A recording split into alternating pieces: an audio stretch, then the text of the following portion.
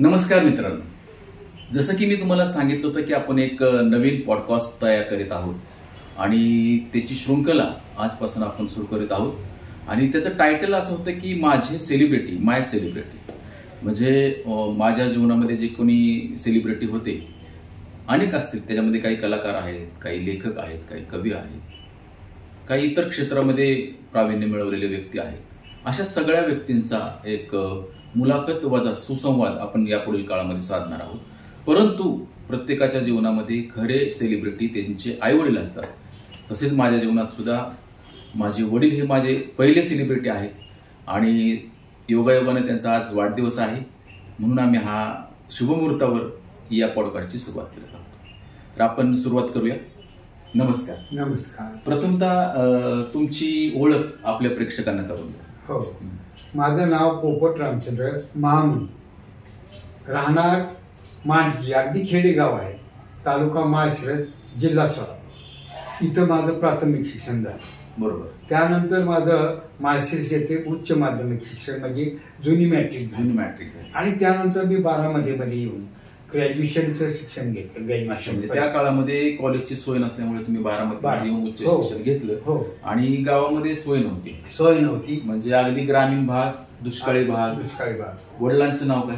रामचंद्र महामुनी. रामचंद्र महामुनी. आणि आईचं नाव सजाबाई महामुनी. आणि आपण भावंड किती? आम्ही 3 जण भावंड. अच्छा. आणि 3 बहीण. म्हणजे 6 जण. ठीक आहे.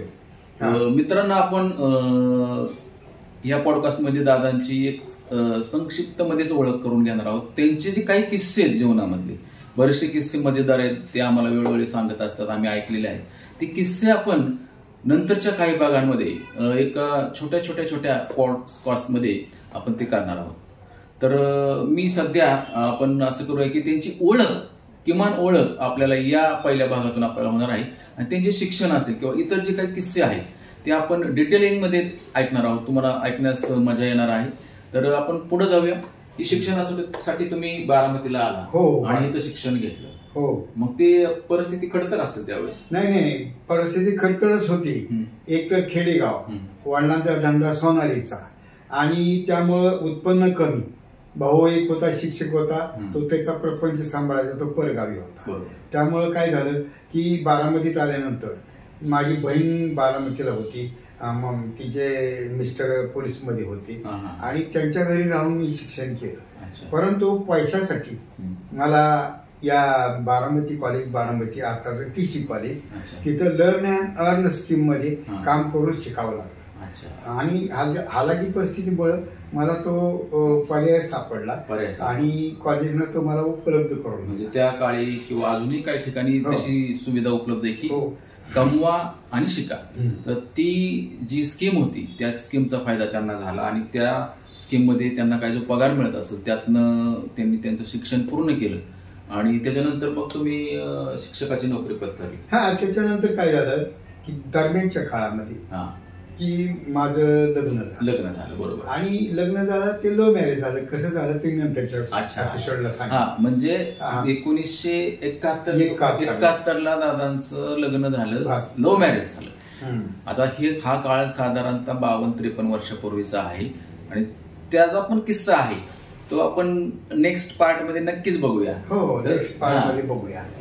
म्हणजे मग शिक्षण करता करता शिक्षकाची नोकरी लागली. हो. आणि तुम्ही बारामतीत स्थायिक झाला, हरकत नाही. अगोदर जिल्हा परिषदेमध्ये शाळेत होतो, परंतु काही वर्षानंतर त्या जिल्हा परिषद शाळा हे नगरपालिकेमध्ये गेल्या आणि त्या दरम्यान आम्ही दोघंही नगरपालिकेमध्ये राहिलो.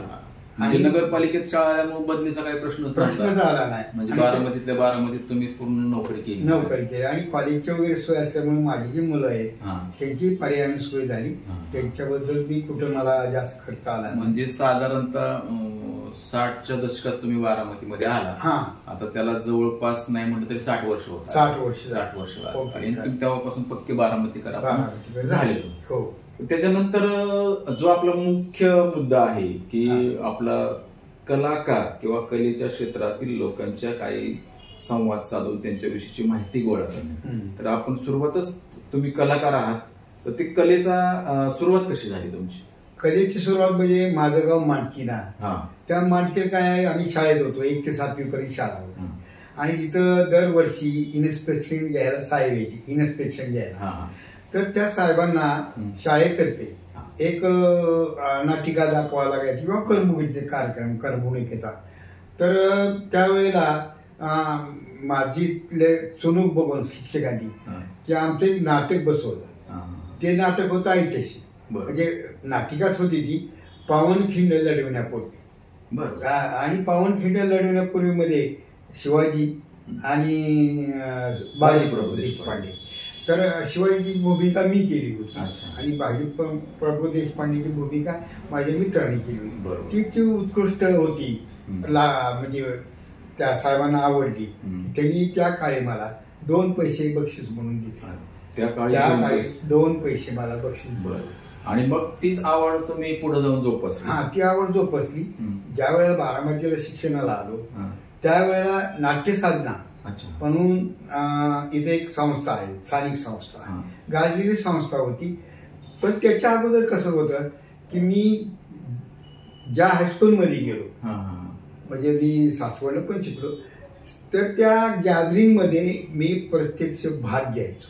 नाटकामध्ये घ्यायचो, डान्समध्ये भाग घ्यायचो. पहिलं माझं नाटक की पुढारी पाहिजे, पु ल देशपांडे, आणि त्याच्यात मेन भूमिका रोंग्याची. आणि तेव्हापासून मला जरा गेटअप मिळाला. आणि नंतर कॉलेजला आल्यानंतर निरनिळ्या नाटकं केले, गारंबीचा बापू किंवा तुझा आहे तुझं पाशी, अजून विनोदी नाटक, बरोबर, तुझा आहे तिसरा बाजीराव. तुझं आहे तुझं पाशी तुमचं जे नाटक होतं ते तुमचं माझ्या असं मला माहित आहे की ते 1982ला कॅनडा दौऱ्यावर गेला होता आणि तुम्ही पण त्या दौऱ्यामध्ये सामील होता. तर तो जो किस्सा आहे मित्रांनो, आपण तो पण एका सेपरेट पॉडकास्ट मध्ये ऐकणार आहोत की ती जी परदेश वारी होती त्याच्यामध्ये काही चांगले चांगले किस्से आहेत. तर ते किस्से सुद्धा दादा नंतर आपल्याला सांगतीलच. म्हणजे तुम्हाला ती संधी मिळाली, ती कोणामुळे मिळाली? म्हणजे माननीय शरदचंद्रजी पवारमुळे मिळाली. बरोबर. आणि फार उत्कृष्ट सहकारी मिळालं, त्यामुळे ती वारी करू शकलो. वारीच म्हणतो मी त्याला, कारण पंढरीची वारी असते तसं फॉरेनची वारी लकीची मिळाली. माझ्या आयुष्यात सुद्धा नव्हती ती फॉरेनची वारी. हे मी तर मला वाटतं ते टायटलच आपण त्या पुढच्या पॉडकास्ट मध्ये फॉरेनची वारी, आणि त्याच्यामध्ये ते जे किस्से होते सगळे की साहेबांनी कशी मदत केली वगैरे आपण ते पाहूया. म्हणजे तुम्ही त्यापासून नाट्य साधनामध्ये, त्याच्यानंतर मग तुम्ही रसिकरंजनची स्थापना केली, म्हणजे स्वतंत्र नाट्य संस्था स्थापन केली. आणि त्याच्यामध्ये प्रामुख्याचा हेतू असा होता की बालनाट्य उभा, आणि ते मिळून तुम्ही आणि मी मिळून केलं आणि त्याचे बरेच प्रयोग झाले. बरोबर. आणि ते कुठं झाले, प्रत्येक हायस्कूलमध्ये जाऊन झाले, थिएटरला झाले, आणि एक प्रसार माध्यम नसल्यामुळे त्याला एवढी प्रसिद्धी मिळाली. म्हणजे त्या काळी पुण्याशिवाय बालनाट्य फारशी कुठं होत नव्हती, आणि ते मुलांना व्यासपीठ उपलब्ध करून देणे आणि मुलांना पाहण्याची संधी उपलब्ध करून देणे, त्या माध्यमातून मला वाटतं त्याचे पण भरपूर प्रयोग झाले आणि बरेच शाळांमध्ये झाले. तर त्यानंतर मग आपण चित्रपट क्षेत्रामध्ये उतरलो. चित्रपट क्षेत्रामध्ये असं त्याचा किस्सा आहे की त्या काळात एड्स हा प्रभावी रोग होता की जगतच नव्हता माणूस, आणि इतकं घाबरायची लोक त्याला की ते झाला म्हणलं की संपलं. त्या माणसाला शिवायची सुद्धा नाही, घराच्या बाहेर काट देणे, जेवायला घातली. मग एक सामाजिक प्रबोधन करावं या दृष्टिकोनातून त्या विषयाचं मला लक्षात आलं की आपण याच्यावर काहीतरी केलं पाहिजे. आणि त्याला दुजोरा म्हणून ते लोकसत्तामध्ये त्यावेळेस महाराष्ट्र शासनाची जाहिरात आली की एड्स संबंधी जर पथनाट्य लिहून आमच्या महाराष्ट्र शासनाला पाठवा, त्याचं सादरीकरण केलं जाईल, त्याला मानधन मिळालं जाईल. आता आमची संस्था असल्यामुळे, नाट्य संस्था असल्या, आणि फक्त ते नाट्य संस्थेलाच पाठवायचं होतं. ते मी लिहून पाठवलं. आवर्तं आपलं हे अंधकार. तर ते अंधकार या नावाचे नाटक पाठवलं. शासनानं त्याच्यात काय असेल, वस्तीला असेल काय असेल, आमचं सिलेक्शन झालं नाही त्यावेळेला, आणि त्यामुळं ते मनात राहून गेले की आपल्याला सादर करता आलं नाही. आणि मग पुढं काय झालं की बळी हा पिक्चर माझ्या मुलांनी दिग्दर्शनासाठी हाती घेतला. नाही तो बळीमध्ये बळी हा चित्रपट फैजल सय्यद दिग्दर्शित करत होते. फैजल सय्यद आणि न्यायाधीश माने त्याचे निर्माते आणि प्रमुख व्यक्ती सहाय्यक दिग्दर्शक होते त्यांना. आणि त्याच्यामध्ये मग मला वाटतं की ती टीम पण आपल्याला बरीचशी मिळाली तिथे. हा, मिळाली आणि ती अंधकारला वापरली ती. आणि त्याच्यातून असे कलाकार घडवले की ते आजही सिरियल मध्ये आहेत, बरोबर, चित्रपटामध्ये आहेत. आणि त्यामुळं ते घडवलेले जे कलाकार आहेत ते अजून जरी गाठ पडली किंवा घरी येतात आणि आशीर्वाद देतात. मग आता कलाकार, नाट्य चळवळ, चित्रपट चळवळ अशा अनेक गोष्टी तुम्ही केल्या आयुष्यामध्ये. मुलं तुमची स्थिर स्थावर झाली आणि आज सेवानिवृत्तीचं जीवन तुम्ही जगता. त्याचबरोबर तुम्ही राजकारणामध्ये पण काही वर्ष काम केलं. हो, राजकारणात होतो. मी कॉलेजला आलो इथं. कॉलेजला आल्यानंतर शरद पवार 1967ला उभा राहिले आणि त्यांना त्या अगोदर पाहिलं होतं, पण असं नेता म्हणून किंवा हे म्हणून पाहिलं होतं. पण एक चाप माणूस आणि तडफदार तरुण आणि प्रभाव पाडणारा. त्यामुळं आम्ही त्या कॉलेजला असताना बरेच त्यावेळेचे कॉलेजियन्स त्यांच्याकडे आकर्षलं गेलो आणि त्यांच्या कार्याला सहकार्य केलं. अर्थात शरद पवारची परिस्थिती तशी बेताचीच होती, म्हणजे इलेक्शनच्या लढवावी इतपत नव्हती. म्हणून आम्ही लहान लहान घटकांनी त्यांना काही ना काहीच्या रूपाने मदत केली आणि ते माझे आवडते आणि फेवरेट नेते आहेत. म्हणजे 1967 पासून ते आजपर्यंत तुम्ही त्यांच्या बरोबर आहात. तुम्हाला त्यांनी काही पद पण दिली, काही तुम्हाला कार्यकर्त्यांना त्यांनी काही प्रमाणात तुम्हाला मदत पण केली असेल. आणि तुम्ही त्यांच्याशी शेवटपर्यंत एकनिष्ठ आहात किंवा राहिलेला आहात. तर म्हणजे एका खेडेगावातून येऊन बारामती सारख्या शहरामध्ये मला काय सांगायचं आहे, ह्याच्यातले जे डिटेल किस्से राजकारण आपण घेणार आहोत, ती आपण सेपरेट ह्याच्यात पण फार गमती जमती भरपूर आहेत मित्रांनो. परंतु एक आपल्याला हा पॉडकास्ट लांबवायचा नाही. आपण हा ऍक्च्युली एक ओळख स्वरूपात किंवा इंट्रोडक्शन स्वरूपात हा घेत आहोत. प्रत्येक ठिकाणचे जे काही किस्से आणखी काही गमती जमती असतील ना, ते तुम्हाला निश्चित ऐकायला आवडतील. आणि मला वाटतं की अशा प्रत्येक बाबींवर आपण चर्चा करणार आहोत. प्रत्येक आठवड्याला आपला एखादा पॉडकास्ट येणारच आहे. तर मला वाटतं आपण आजचा एपिसोड थांबूया आणि तुम्हाला पुन्हा एकदा वाढदिवसाच्या शुभेच्छा. तर मित्रांनो, आणखी एक आपण अभियान चालवतोय की कलाकार जे आहेत, जे कलाकार आर्थिक परिस्थितीशी झगडत आहेत किंवा जे कलाकारांचं अकाली निधन झालेलं आहे, अशा आपल्या जवळचे असतील काही, तर त्यांच्यासाठी आपण एक निधी उभा करणार आहोत. त्या युट्यूबच्या माध्यमातून किंवा आपले काही जे लोक मदत करणार असतील त्यांना मी आवाहन करतो की खाली मी नंबर दिलेला आहे गुगल पे किंवा फोन पेचा, त्याच्यावर तुम्ही पाठवू शकता. आणि हा जो निधी तो आम्ही योग्य व्यक्तींना योग्य ठिकाणी योग्य वेळेस देणार आहोत.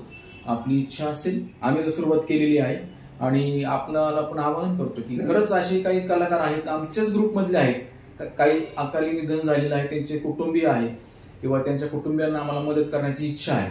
आम्ही तर करणार आहोतच, पण जर म्हणतो ना आपण सगळ्यांचा हातभार लागला तर आणखी चांगल्या पद्धतीने आपल्याला ते गोष्ट राबवता येतील. साधारणतः हा प्रोग्राम आम्ही पुढच्या वर्षी 1 जूनलाच करण्याची मानस आहे आणि आपणा सर्वांची साथ मिळालीच तर त्यात आणखी 4 चांद लग जायगे. आणि मला एक सांगायचंय की हा कार्यक्रम आपण करोना काळापासूनच राबवत आहोत.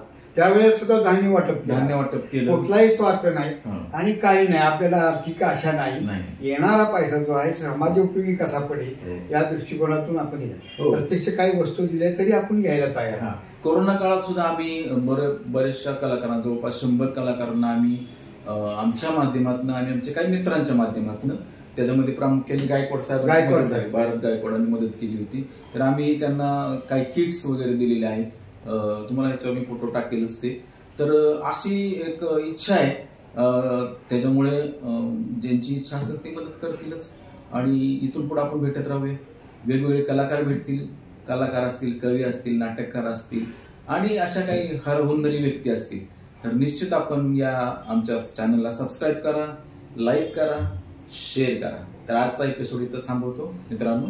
धन्यवाद. धन्यवाद.